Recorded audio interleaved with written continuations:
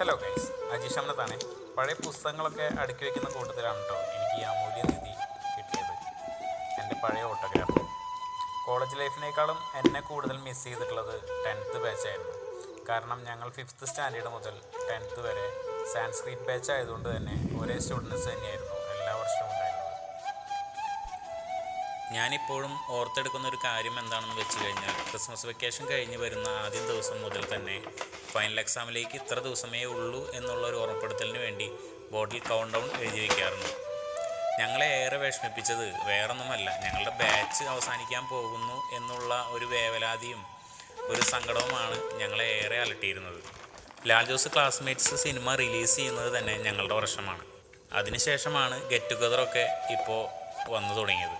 എന്നൊക്കെയോ മാഞ്ഞുപോയേക്കാവുന്ന WhatsApp സന്ദേശങ്ങൾക്ക് ഞങ്ങളുടെ കാലത്തെ autograph എന്നും ഒരു മാതൃകയാണ്. എഴുതി തീരാത്തതും എഴുതാൻ മറന്നുപോയതും പറയാൻ ബാക്കി വെച്ചതും പറയാൻ മറന്നുപോയതുമായ ഞങ്ങളുടെ ആ സുന്ദരകാലം, ഞങ്ങളുടെ 10ാം ക്ലാസ് കാലം. അടുത്ത വീഡിയോയുമായി കാണുന്നവരെ ബായ്.